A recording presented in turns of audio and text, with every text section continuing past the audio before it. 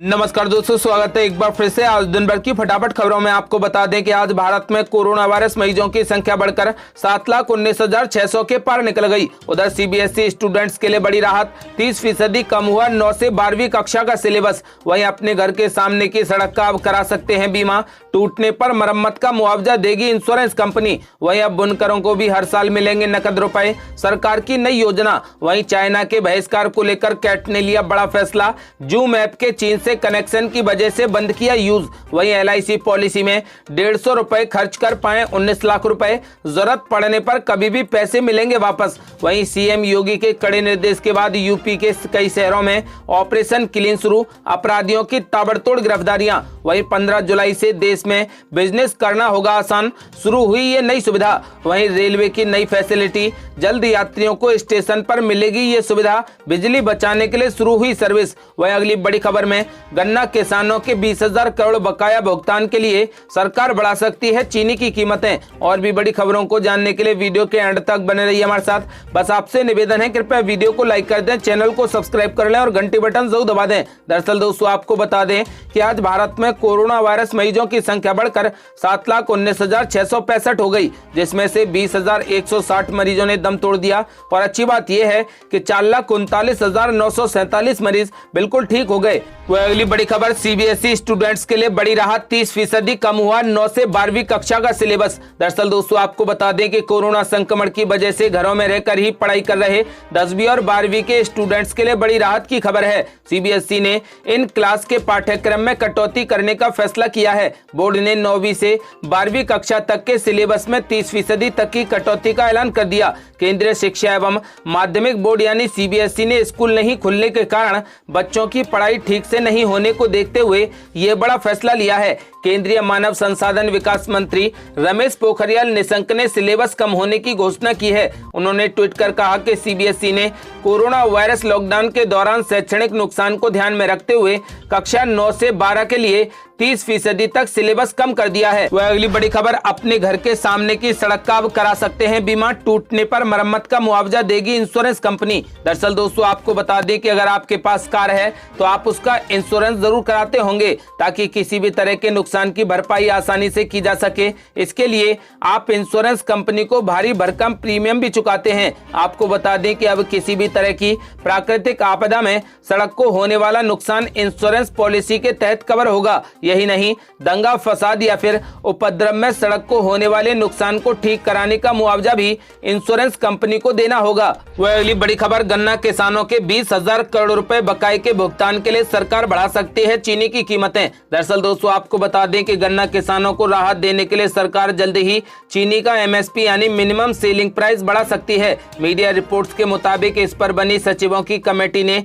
चीनी के एमएसपी को 2 रुपए तक बढ़ाने की मंजूरी दे दी है। माना जा रहा है कि इस फैसले से शुगर मिलों का कैश फ्लो बढ़ जाएगा और आसानी से किसानों के बकाये का भुगतान कर पाएंगी। आपको बता दें कि चीनी उत्पादन वर्ष 2019-20 के दौरान देश भर के गन्ना किसानों का चीनी मिलों पर बकाया 22,000 करोड़ रुपए से ज्यादा हो गया है। आपको बता दें कि सूत्रों से मिली जानकारी के मुताबिक सचिवों के एक समूह ने पिछले सप्ताह हुई बैठक में कीमत बढ़ाने पर अपनी सहमति दे दी है। देश के बड़े चीनी उत्पादक राज्यों के सुझाव के बाद इस प्रस्ताव पर विचार किया गया और यह सही फैसला हो सकता है।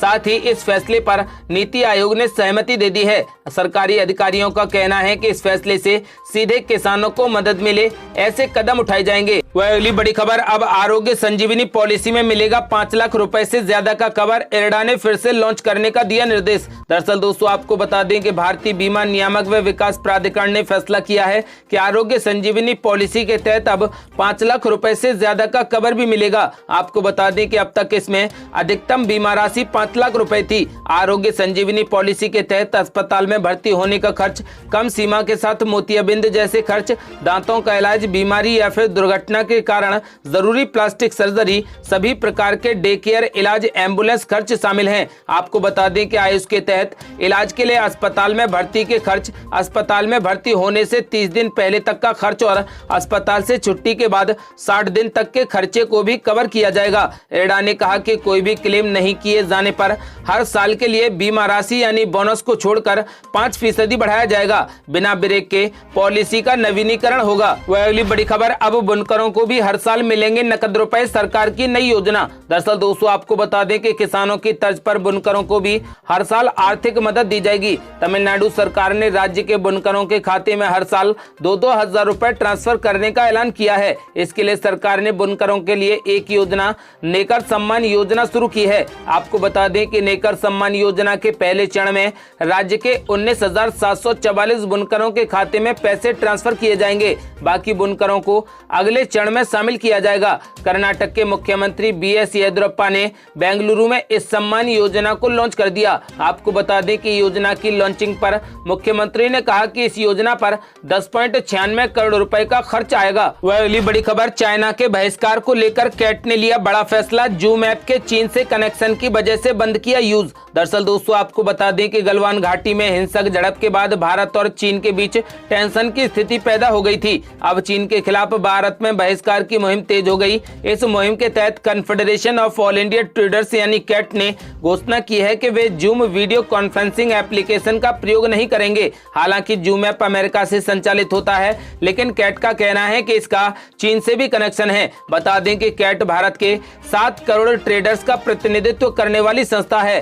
कैट ने देश भर के व्यापारियों को अब तक इस्तेमाल में लाए जा रहे जूम ऐप का बहिष्कार कर दिया है। कैट ने इसकी बजाय भारत के जियो मीट के जरिए संवाद करने की बात कही है। इसके साथ ही कैट ने देश भर के व्यापारियों और सभी राज्यों में फैले व्यापारी संगठनों को यह सलाह दी है कि वो अपने संवाद मंच के रूप में जूम का उपयोग न करें। वह अगली बड़ी खबर, LIC की खास पॉलिसी, 150 रुपए खर्च कर पाए 19 लाख रुपए, जरूरत पड़ने पर कभी भी पैसे मिलेंगे वापस। दरअसल दोस्तों आपको बता दें कि LIC देश की सबसे भरोसेमंद बीमा कंपनी है। सरकार के द्वारा संचालित इस कंपनी की पॉलिसी में निवेश पर ग्राहकों को कई फायदे दिए जाते हैं। बढ़ती महंगाई के इस दौर में हम सभी के लिए यह जरूरी है कि अपनी मेहनत की गाड़ी कमाई का कुछ हिस्सा कैसे भी करके हम बचत कर किसी भी पॉलिसी में निवेश करें। हर किसी का सपना होता है कि उनके बच्चों का भविष्य अच्छा हो। भारतीय जीवन बीमा निगम यानी LIC की भी ऐसी ही एक स्कीम है जिसका नाम new children's money back plan है। इस बीमा को लेने की न्यूनतम आयु 0 वर्ष है।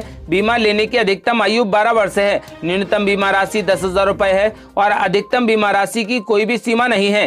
प्रीमियम वेवर बेनिफिट्स राइट्स उपलब्ध रहेंगे। आपको बता दें कि पॉलिसी धारक को 18, 20 और 22 वर्ष की उम्र होने पर सम एश्योर्ड का 20% रकम मिलेगी। आपको बता दें कि पॉलिसी मैच्योरिटी के समय पॉलिसी धारक को बीमा राशि का बचा हुआ 40% बोनस के साथ मिल जाएगा। आपको बता दें कि पॉलिसी अवधि के दौरान पॉलिसी धारक की मृत्यु की स्थिति में बीमा राशि के अलावा निहित साधारण प्रत्यावर्ती बोनस और अंतिम अतिरिक्त बोनस दिया जाता है। डेथ बेनिफिट कुल प्रीमियम पेमेंट का 105% से कम नहीं होगा। वह अगली बड़ी खबर, CM योगी आदित्यनाथ के निर्देश के बाद यूपी के कई शहरों में ऑपरेशन क्लीन शुरू, अपराधियों की ताबड़तोड़ गिरफ्तारियां। दरअसल दोस्तों आपको बता दें कि उत्तर प्रदेश के मुख्यमंत्री योगी आदित्यनाथ ने अपराधियों पर सख्ती के निर्देश दिए हैं। CM योगी आदित्यनाथ ने वीडियो कॉन्फ्रेंसिंग में पुलिस अधिकारियों को खुली छूट दे दी है। उन्होंने प्रदेश के सभी जिला कप्तानों से अपराधियों पर कानूनी कार्रवाई के साथ ही गैंग की आर्थिक मोर्चे पर भी कमर तोड़ने को कहा है। आपको बता दें कि CM के निर्देश के बाद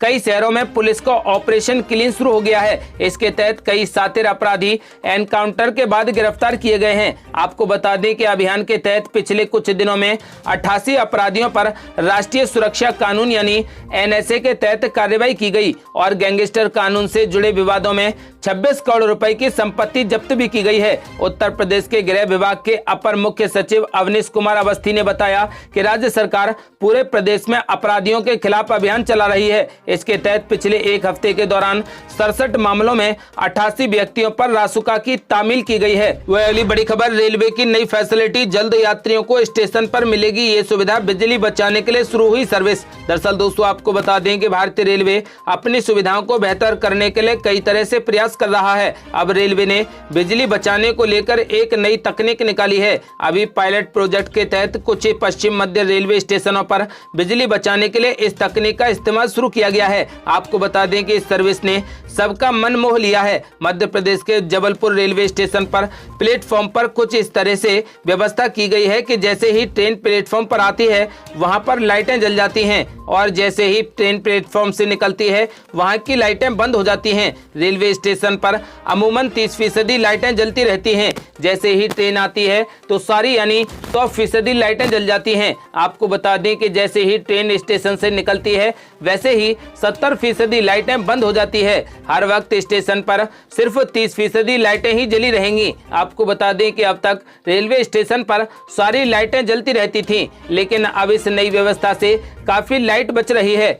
वही मौसम अपडेट स्काईमेट वेदर के अनुसार अगले 24 घंटों के दौरान गुजरात पर बारिश में कमी आएगी। हालांकि सौराष्ट्र क्षेत्र में एक दो स्थानों पर मध्यम से भारी बारिश जारी रहेगी। उत्तर प्रदेश के पूर्वी और मध्य भागों, पश्चिम बंगाल, सिक्किम, असम, मेघालय, अरुणाचल प्रदेश, बिहार और केरल के कुछ हिस्सों में भारी मानसून वर्षा की संभावना है। तमिलनाडु, तटीय आंध्र प्रदेश, पंजाब, हरियाणा, दिल्ली, पश्चिमी उत्तर प्रदेश, दक्षिण और पूर्वी राजस्थान में कुछ स्थानों पर, जबकि उत्तराखंड, हिमाचल प्रदेश और तेलंगाना में एक दो जगहों पर हल्की वर्षा का अनुमान है। ये थी अब तक की बेहद बड़ी खबरें। यदि आप भी चाहते हैं कि भारत जल्द से जल्द कोरोना मुक्त हो जाए तो इस वीडियो को लाइक करें, चैनल को सब्सक्राइब करें और घंटी बटन जरूर दबा दें। जल्दी मिलते हैं बड़ी अपडेट के साथ, तब तक के लिए जय हिंद, जय भारत।